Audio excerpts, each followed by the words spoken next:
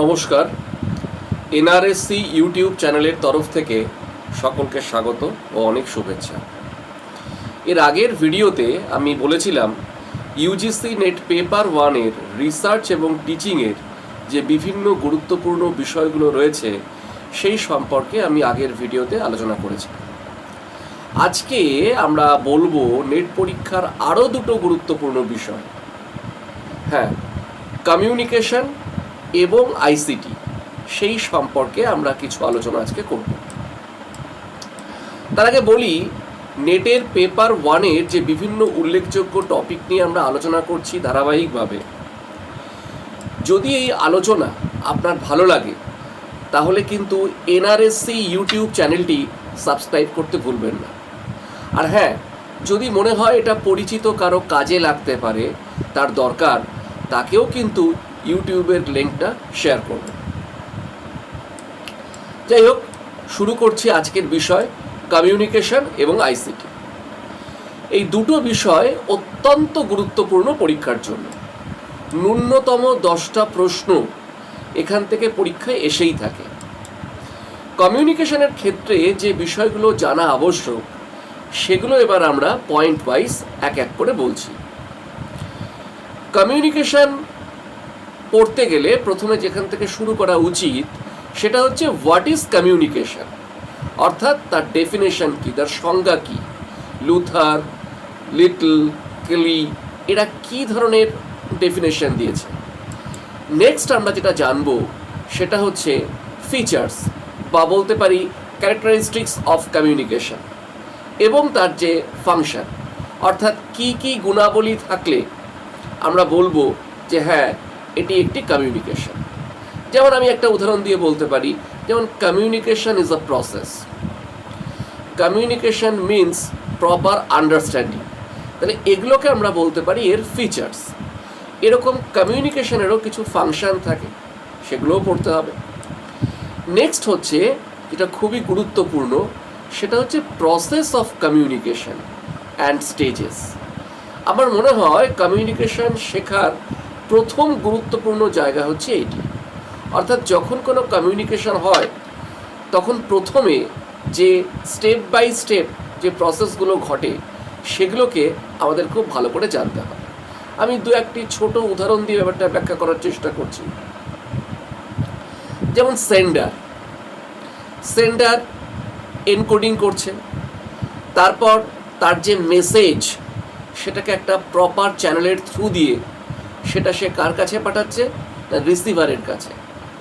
অর্থাৎ রিসিভার সেটাকে ডিকোড করছে, ডিকোড করার পর রিসিভার সেখান থেকে ইনফরমেশনটা পেয়ে সে তার প্রত্যুত্তর মানে ফিডব্যাক দিচ্ছে। এরপর আমরা যেটা বলবো সেটা হচ্ছে ডিফারেন্ট মডেলস অফ কমিউনিকেশন। কমিউনিকেশনের কিন্তু বেশ কিছুগুলো মডেল রয়েছে, যে মডেল অনুসারে কমিউনিকেট করা হয়। তো এই মডেলগুলো থেকে কিন্তু পরীক্ষায় ইদানিংকালে খুব প্রশ্ন দিচ্ছে। যেমন আমি দু একটা উদাহরণ দিতে পারি।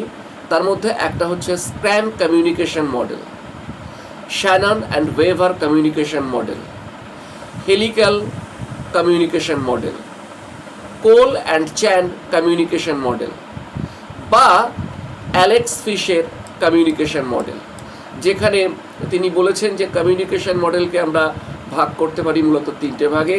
একটাকে আমরা বলে থাকি লিনিয়ার কমিউনিকেশন মডেল, একটাকে আমরা বলি ইন্টারঅ্যাক্টিভ কমিউনিকেশন মডেল, একটাকে আমরা বলি ট্রানজাকশনাল কমিউনিকেশন মডেল।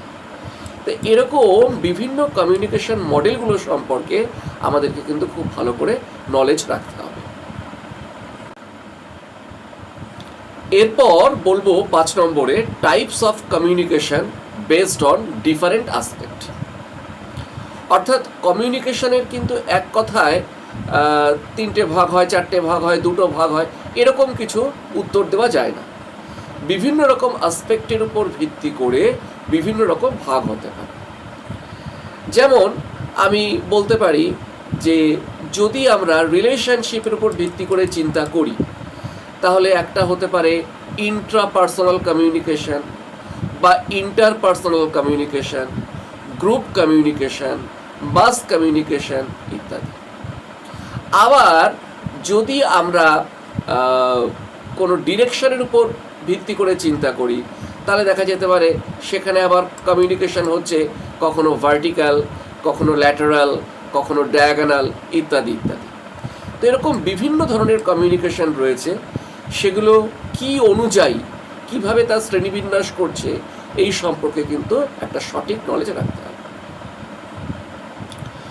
কমিউনিকেশনের সঙ্গে আর একটা জিনিস যেটা ভীষণ রকমভাবে জড়িয়ে রয়েছে, সেটা হচ্ছে ব্যারিয়ার এবং নয়েজ। তাহলে কাকে আমরা ব্যারিয়ার বলছি, কাকে আমরা নয়েজ বলছি, তাদের মধ্যে ডিফারেন্সটাই বা কী, এই ব্যাপারগুলো সম্পর্কে কিন্তু একটা সুস্পষ্ট ধারণা থাকা আবশ্যক। কমিউনিকেশনের ক্ষেত্রে মানে বিশেষ করে আমি বলবো ইনফর্মাল কমিউনিকেশনের ক্ষেত্রে গ্রেপ ভাইন একটা অত্যন্ত গুরুত্বপূর্ণ জিনিস। তো এই গ্রেপ ভাইন জিনিসটা কি, এবং গ্রেপ ভাইন তার কতগুলো টাইপ রয়েছে, যেমন আমি বলতে পারি একটা সিঙ্গেল স্ট্র্যান্ড চেন, বা গসিপ চেন, বা প্রবাবিলিটি চেন, বা ক্লাস্টার চেন, কি কীভাবে এই গ্রেপ ভাইন কমিউনিকেশনটা হতে পারে। গ্রেপ ভাইন কমিউনিকেশন বলার পর আমাদের নেক্সট পয়েন্ট আমি বলবো ক্লাসরুম কমিউনিকেশন। ক্লাসরুম কমিউনিকেশনের ক্ষেত্রে টিচার এবং লার্নার তাদের কার কি রোল হওয়া উচিত সেইটা সম্পর্কে একটা সম্যক ধারণা থাকতে হবে। এরপর আমরা বলবো যেটা, সেটা হচ্ছে ডিফারেন্ট টার্মস অফ কমিউনিকেশন। কমিউনিকেশনের মধ্যে কিন্তু প্রচুর টার্ম রয়েছে, এই টার্মগুলো কিন্তু আমাদের ভালো করে জানতে হবে। সেই টার্মগুলো কোনটা কি সেই সম্পর্কে আমাদের একটা সুস্পষ্ট ধারণা থাকতে হবে। যেমন আমরা শুনেছি হয়তো সিনক্রোনাস মিডিয়া বা অ্যাসিনক্রোনাস মিডিয়া, বা টাইম শিফট, বা প্যারাফ্রেজিং, নেমোনিক্স, কাইনেসিক্স, হেপটিক্স, এই বিষয়গুলো কি? এগুলো কি নিছক কিছু শব্দ, না এগুলোর কি কি অর্থ আছে, মানে আছে? কমিউনিকেশনের পরিপ্রেক্ষিতে সেগুলোকে খুব ভালো করে বুঝতে হবে। এরপর যেটা আমরা বলবো সেটা হচ্ছে কমিউনিকেশনের জন্য আমরা বলি 7 C's অফ কমিউনিকেশন। 7টা সি আছে, সেই 7 সি বা 7টা সি দিয়ে কমিউনিকেশনকে ব্যাখ্যা করা হয়। আবার আরেকটা আঙ্গিক থেকে যদি আমরা দেখি, তাহলে আমরা বলবো 4 S's অফ কমিউনিকেশন। 4টে এস, অর্থাৎ এস আদ্য অক্ষর, এরকম 4টে শব্দ দিয়ে কমিউনিকেশনকে ব্যাখ্যা করা হয়ে থাকে। তাহলে 7 C's অফ কমিউনিকেশন সেগুলো কি, 4 A's অফ কমিউনিকেশন সেটাই বা কি। নেক্সট যে পয়েন্টটা খুব গুরুত্বপূর্ণ সেটা হচ্ছে এফেক্টিভ কমিউনিকেশন এবং তার যে ফিচার্স, কোন কমিউনিকেশনকে আমি এফেক্টিভ কমিউনিকেশন বলব। কমিউনিকেশন মানে তো নিছক একজন অপরজনের সাথে কথা বলতে তো কোনো কমিউনিকেশন নয়।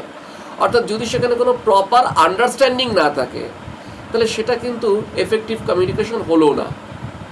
তো এই এফেক্টিভ কমিউনিকেশনের বৈশিষ্ট্য কি এবং তার কি কি সুবিধা অসুবিধা রয়েছে সেই সম্পর্কে আমাদেরকে জানতে হবে।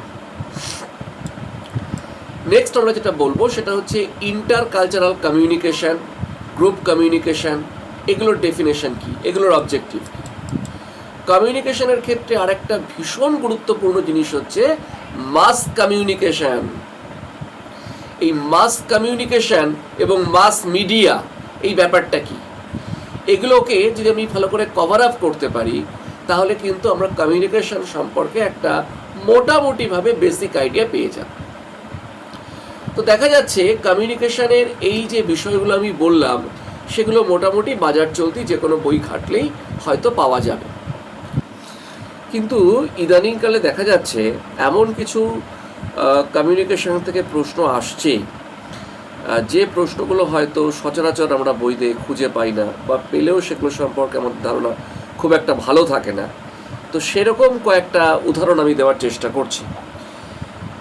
যেমন প্যাসিভ রেজিস্ট্যান্স ইন কমিউনিকেশন বলতে কি বোঝায়, what is passive resistance in communication. তারপর হচ্ছে internal cues of non verbal communication বা বিহেভিয়ার, স্প্যাটিয়াল প্রক্সিমেশন সেটা কি, বা অটোমেটেড কমিউনিকেশন সেটা কি। এই যে বিষয়গুলো আমি বলছি, এগুলো যে কোনো বইতে নেই সে কথা কিন্তু আমি বলছি না। আমি যেটা বলতে চাইছি, এই বিষয়গুলো সচরাচর একটু কম বইতে থাকে, বা প্রায় থাকে না বললেই চলে। এগুলোকে একটু ইন্টারনেট ঘেটে বা আরও কিছু হায়ার লেভেলের বইপত্র ঘেটে এই জিনিসগুলোকে আমাদের জানতে হবে। আরও বলতে পারি যেমন disorientation, educational broadcasting, tactic communication, staggered communication, spatial communication, এই যে বিষয়গুলো সেগুলো আমাদের জানতে হবে। এই বিগত বছরের পরীক্ষায় এসেছে পার্টিসিপেটিভ মডেল অফ কমিউনিকেশন কি, অথরিটেরিয়ান মডেল অফ কমিউনিকেশন কি, অ্যাসার্টিভ মডেল অফ কমিউনিকেশন কি। এই বিষয়গুলোর পরে একটু আলাদা করে জোর দিতে হবে। হতে পারে এগুলোর মধ্যে অনেকগুলো আইটেমই হয়তো বইতে নেই, সেগুলো আমাকে বিভিন্ন জায়গা থেকে সংগ্রহ করে নিয়ে বুঝে নিয়ে রেডি করতে হবে।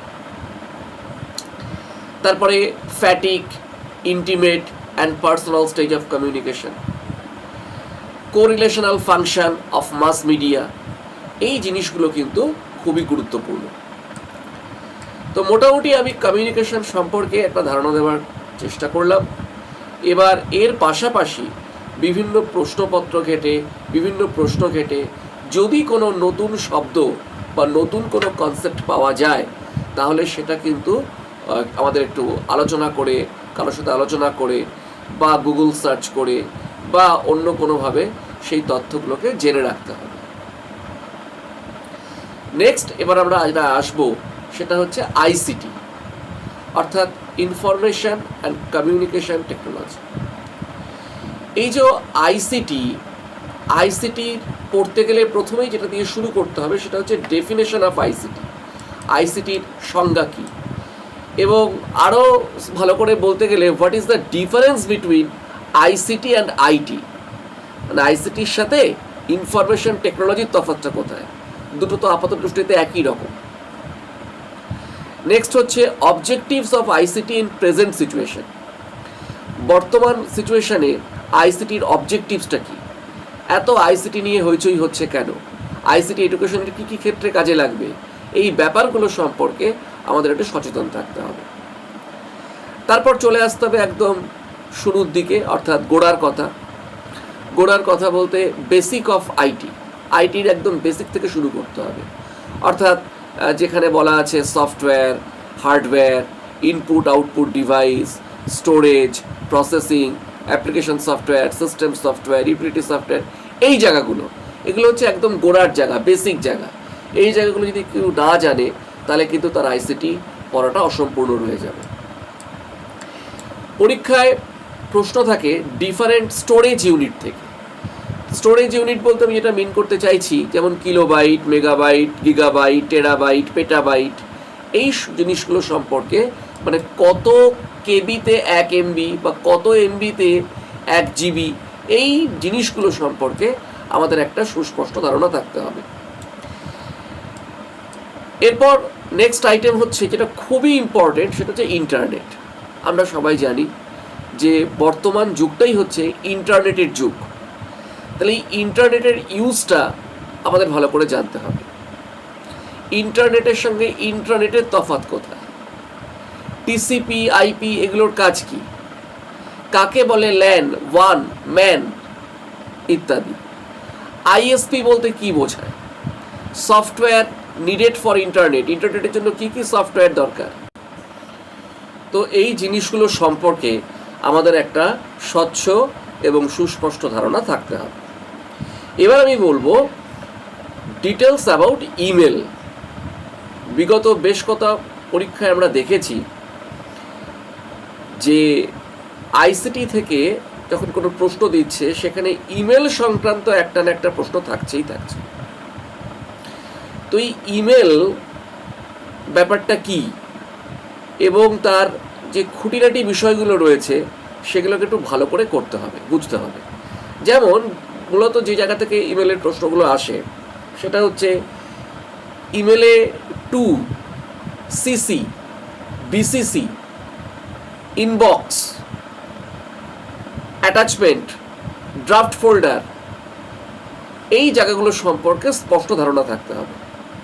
সবচাইতে ভালো হয় যে আমরা যখন কাউকে মেল সেন্ড করছি তখন সিসিতে যার নাম লিখছি বা বিসিসিতে যার নাম লিখছি, তারা পরবর্তীকালে যখন মেলটা ওপেন করছে তারা কি দেখছে, এই জিনিসগুলো সম্পর্কে যদি একটা প্র্যাকটিক্যাল ধারণা থাকে তাহলে উত্তর করতে আরও সুবিধা হয়। এরপর আমরা বলবো ইনফরমেশন সিকিউরিটি। এই ইনফরমেশন সিকিউরিটিটা কিন্তু একটা অত্যন্ত গুরুত্বপূর্ণ জিনিস।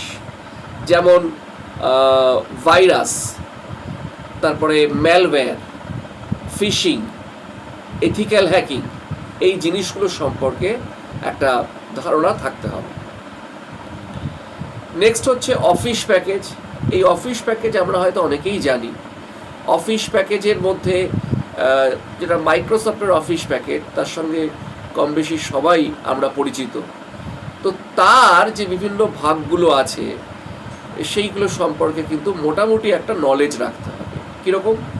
MS Word, MS PowerPoint, MS Excel, MS Access, এই যে বিভিন্ন যে অফিস প্যাকেজগুলো রয়েছে সেগুলোর ব্যবহার, তার শর্টকাট কি সংক্রান্ত যে ইউজেসগুলো রয়েছে, বা এক্সেলের ক্ষেত্রে বলতে পারি number of rose, number of columns, এই খুঁটিনাটি জিনিসগুলো আমাদেরকে একটু জেনে রাখতে হবে।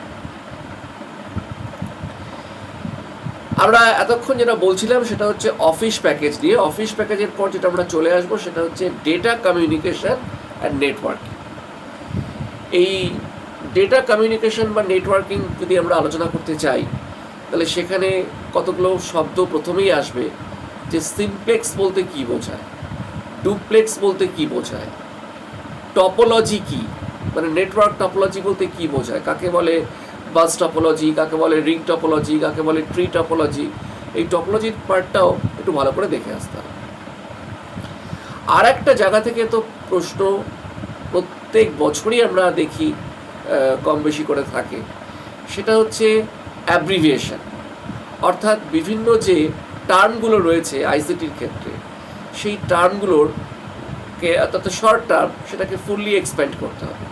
যেমন পিডিএফ, এর পুরো কথাটা কি, ইপিরম, এর পুরো কথাটা কি, ইউআরএল বলতেই বা কি বোঝায়, অর্থাৎ এখানে ইউআরএল ব্যাপারটা কি সেটা জানা তো নিশ্চয়ই গুরুত্বপূর্ণ, কিন্তু মূলত পরীক্ষার প্রশ্নটা যেভাবে দিচ্ছে সেটা হচ্ছে ইউআরএল এর ফুল ফর্মটা কি। অর্থাৎ আমি যদি সমস্ত জিনিস খুঁটিনাটি নাও বুঝি, অন্তত ফুল ফর্মগুলো যদি মনে রাখতে পারি তাহলেও কিন্তু পরীক্ষার হলে বেশ কিছু প্রশ্নের সঠিক উত্তর করে আসা যাবে। নেক্সট হচ্ছে আইসিটি অ্যান্ড গভর্নেন্স, অর্থাৎ গভর্নমেন্ট এখন আইসিটির মাধ্যমে বিভিন্ন রকম পরিষেবা দেওয়ার চেষ্টা করছে। তার মধ্যে আছে G2G, G2B, G2E, এই যে গভর্নমেন্টের যে বিভিন্ন রকম চিন্তা ভাবনা এবং পরিষেবা দেওয়ার যে মানে একদম নতুন যে স্টাইল বা নতুন যে চিন্তা ভাবনা, সেইগুলো সম্পর্কে আমাদেরকে কিন্তু একটু সচেতন থাকতে হবে। নেক্সট হচ্ছে different types of plan by government. গভর্নমেন্টের যে ডিফারেন্ট টাইপস অফ প্ল্যানস রয়েছে অবশ্যই আইসিটি ব্যবহার করে। কীরকম? যেমন গভর্নমেন্ট ইউজ করছে ব্রডব্যান্ড হাইওয়ে, বা গভর্নমেন্ট ই গভর্নেন্স শুরু করেছে, তাহলে এই ই গভর্নেন্স সম্পর্কে আমাদের একটা মোটামুটি আইডিয়া থাকতে হবে। এরপর শিক্ষাক্ষেত্রে আমি তো বলবো যে আইসিটির একটা বিরাট বড় অবদান রয়েছে এবং আইসিটির সেখানে ব্যাপক প্রয়োগ রয়েছে। এটাকে আমরা এক কথায় বলতে পারি ডিজিটাল ইনিশিয়েটিভ। এই যে ডিজিটাল ইনিশিয়েটিভ সেইগুলো সম্পর্কে আমাদের কিন্তু খুব ভালো করে জানতে হবে। যেমন সায়াম বলতে কি বোঝায়, এনডিএল কি, তারপরে এনএডি সেটাই বা কি, শোধ সিন্ধু, ভার্চুয়াল ল্যাব, ই আচারিয়া, ই বিদ্যান, এই টপিকগুলো সম্পর্কে জানতে হবে। এবার বলবো different scheme for higher education through ICT. বিভিন্ন হায়ার এডুকেশনের যে স্কিমগুলো রয়েছে, যেমন NIRF, GIN, UAY, তারপরে ইমপ্রিন্ট অর্থাৎ IMPRINT, এই জিনিসগুলো। আর কনভারসেশন অফ নাম্বার সিস্টেম, এটা তো অতীব গুরুত্বপূর্ণ জিনিস, কারণ যে বিভিন্ন ধরনের নাম্বার সিস্টেম হয়, অর্থাৎ decimal number system, binary number system, octal number system, hexadecimal number system, এই নাম্বার সিস্টেমগুলোর বেস ভ্যালু কত বা কিভাবে কি হয়, এইগুলো সম্পর্কে একটা সুস্পষ্ট ধারণা থাকতে হবে। এমনকি তার যে কনভার্সন, সেটাও ভালো করে শিখতে হবে। মনে রাখতে হবে যে ধরনের প্রশ্ন এখন এক্সামে আসছে তা কিন্তু এক কথায় খুব সহজ ধরনের কিছু নয়, যথেষ্ট কনসেপশন বেসড। কঠিন বলবো না, কিন্তু ভীষণ রকম কনসেপশন বেসড।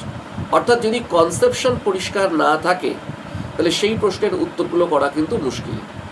আরও মুশকিলের জায়গা হচ্ছে অপশানে যে ফিগারগুলো দেওয়া থাকে বা অপশানে যে নানান রকম উত্তরগুলো দেওয়া থাকে তারা ভীষণ ক্লোজ।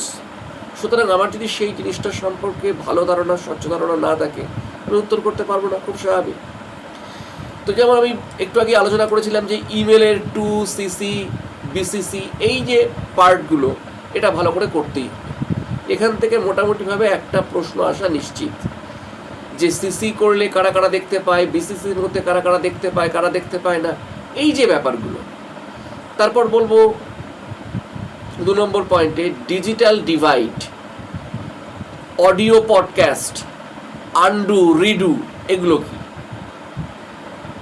নেক্সট হচ্ছে binary equivalent of any negative number, অর্থাৎ আমরা একটা ডেসিমাল নাম্বার দিয়ে বললো এটা বাইনারি ফাইন্ড আউট করতে হবে। ঠিক আছে, এটা আমরা অনেকেই জানি, কিন্তু আমরা এটা কি জানি যে যদি এটা নেগেটিভ নাম্বার দেওয়া হয়, মানে পজিটিভ নাম্বার নয়, decimal number but negative decimal number, তখন সেটাকে কি করে বাইনারিতে কনভার্ট করব, সেই জিনিসগুলো সম্পর্কে আমাদের নলেজ রাখতে হবে। নেক্সট বলবো ফ্রিওয়্যার, শেয়ারওয়্যার, ম্যালওয়্যার, স্পাইওয়্যার, এগুলো কি এবং এগুলো কিভাবে আমাদেরকে ক্ষতি করছে বা কার কি ভূমিকা, সেইগুলো আমাদেরকে জানতে হবে।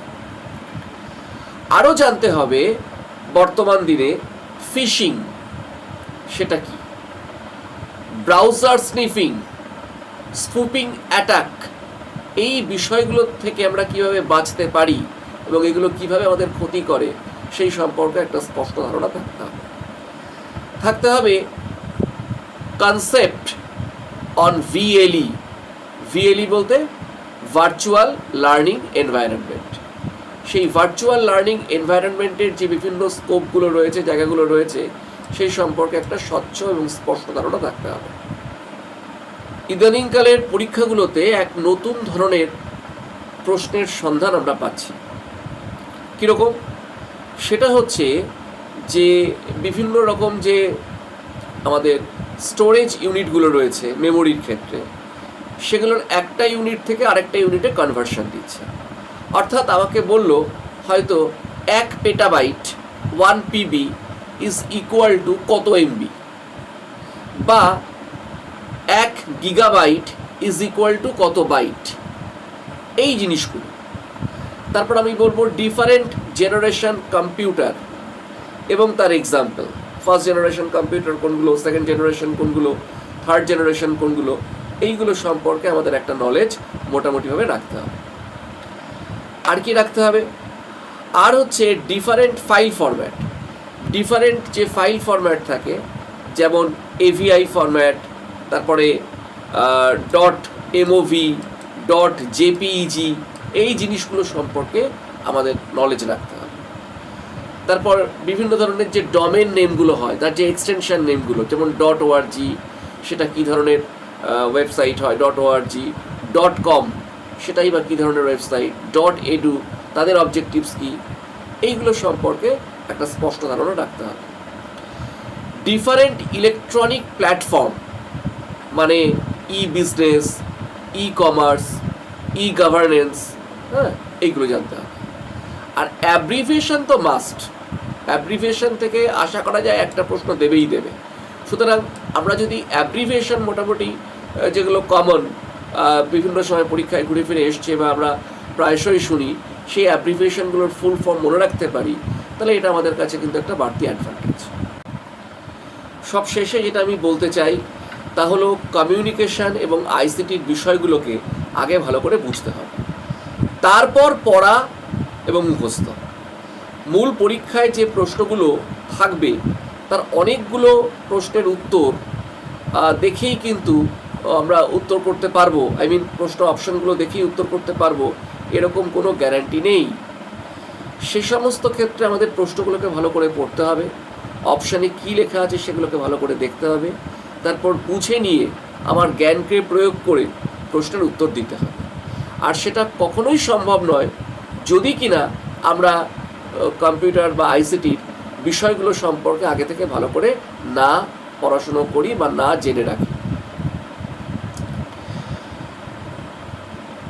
এবার আমি বলবো আরেকটা সতর্ক বার্তা। অনেকের একটা ধারণা আছে যে বাজার চলতি যে বইগুলো রয়েছে সেই বইগুলোর পিছনে প্রচুর প্রশ্নোত্তর রয়েছে। যদি সেই প্রশ্নোত্তরগুলো আমরা ভালো করে পড়ে যেতে পারি তাহলে আমরা পরীক্ষার সেখান থেকে কমন পাবোই পাবো। এরকম একটা বদ্ধমূল ধারণা অনেকের মধ্যেই আছে। আমি বলছি না যে এই ধারণাটা পুরোপুরি মিথ্যে, কিন্তু দেখা যায় কার্যক্ষেত্রে এই সমস্ত বই থেকে যদি আমরা প্রশ্নগুলো পড়ি এবং তার থেকে কমন পাওয়ার প্রত্যাশা করি তাহলে পরীক্ষার হলে গিয়ে কিন্তু আমাদেরকে বেশিরভাগ ক্ষেত্রেই হতাশ হতে হয়। কারণ যে প্রশ্নগুলো আমরা পড়ে এসেছি বা অভ্যস্ত, আমরা প্রশ্নপত্রে গিয়ে দেখব সেগুলো একটাও দেয়নি।